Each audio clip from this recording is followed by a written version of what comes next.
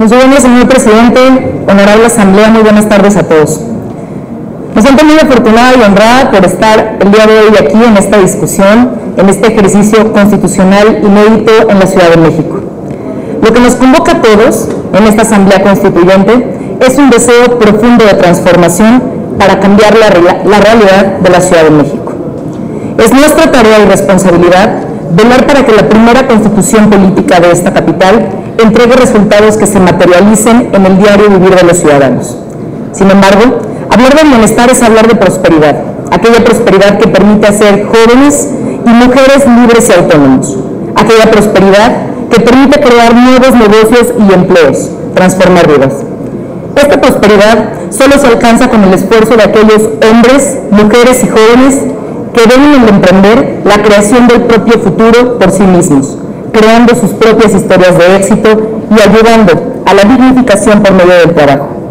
Estos son los líderes del cambio social que creen en el poder de dar soluciones para nuestras distintas necesidades y problemas. Yo estoy aquí porque, al igual que ellos, creo en el poder del emprendimiento, en el poder de las ideas que ven hacia el futuro y no hacia el pasado. Sin embargo, el proyecto de constitución política que se ha presentado no cree en nuestros emprendedores ni empresarios. Ve un futuro en común, pero un futuro sin prosperidad. Pero no hay de qué sorprenderse. Esta ha sido la visión que han tenido los gobiernos de izquierda en nuestra ciudad. En el último Doing Business en México 2016, estudio llevado a cabo por el Banco Mundial, que tiene como finalidad señalar la facilidad de hacer negocios por estado, ubica a la Ciudad de México en el lugar 31 de las 32 entidades. Además de que por tercera vez consecutiva se encuentra la capital entre las últimas posiciones. Nuestra tarea como diputados constituyentes es ser facilitadores para el cambio y crear las condiciones para el éxito y las oportunidades para aquellas personas con espíritu de innovar y de transformar. Para llegar más lejos hay que ser más audaces. La iniciativa de ley que hoy presento ante esta honorable Asamblea Constituyente es producto del estudio y del diálogo intenso cercano con la sociedad civil, académicos, empresarios y líderes de opinión. Por lo anterior, me permito someter a consideración del Pleno de esta soberanía la presente iniciativa, por la que se adicionan y modifican los artículos 5, 12, 15, 22 y 38 al proyecto de Constitución Política de la Ciudad de México en materia de desarrollo empresarial. Esta presente iniciativa tiene 5 objetivos.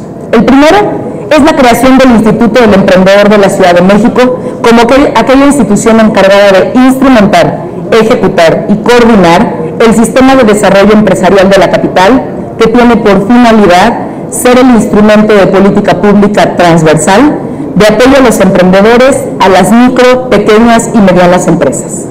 El Instituto del Emprendedor tendrá, entre otras finalidades, la aceleración y consolidación de las empresas, la creación de comunidades empresariales innovadoras, el fomento del vínculo entre la universidad y la empresa, la creación de un centro de patentamiento y apoyo para el registro de derechos, la instauración de fondos de inversión con capital público-privado y de apoyo a la innovación, el apoyo a nuestros emprendedores para la integración y proyección en los mercados nacionales e internacionales y a las cadenas productivas, así como ser el encargado de realizar los estudios e investigaciones referentes a la materia de emprendimiento, entre otros. Como segundo objetivo, establece el principio de simplificación administrativa, entendido como aquella manera sustancial de optimizar las cargas administrativas de forma racional para que favorezcan, incentiven y fomenten la actividad económica en la capital y mejoren la interacción y petición de los ciudadanos con sus gobiernos a través de la simplificación y digitalización de procedimientos bajo los principios de economía, celeridad y eficacia administrativa. Asimismo, y reconociendo el pleno derecho que tiene todo gobernado al debido proceso administrativo, se propone la afirmativa ficta en materia administrativa. Esto es, en caso de no contestación a las peticiones de los gobernados, estas se entenderán aceptadas en sentido afirmativo por las autoridades. El silencio administrativo vulnera el derecho a un buen gobierno. Como tercer punto, se propone la política de mejora regulatoria, sea de orden constitucional y obligatoria para los distintos ámbitos del gobierno federal, con el fin de contribuir a un clima propicio para los negocios y ayudar al establecimiento de normas claras e instituciones eficaces que se orienten a obtener el mayor valor posible de los recursos disponibles y del óptimo funcionamiento de las actividades productivas en la ciudad. El objetivo en concreto de esta política es procurar los mayores beneficios para la sociedad con los menores costos posibles. Cuarto punto. Se propone instituir la base para un gobierno electrónico. Establecer una estrategia de gobierno electrónico en la Ciudad de México tiene como finalidad aprovechar el máximo uso de las tecnologías de información y comunicación en el funcionamiento de dependencias y entidades de la administración pública local. El objetivo de esta propuesta es crear un trato y relación amigable, sencilla y expedita entre autoridades y ciudadanos.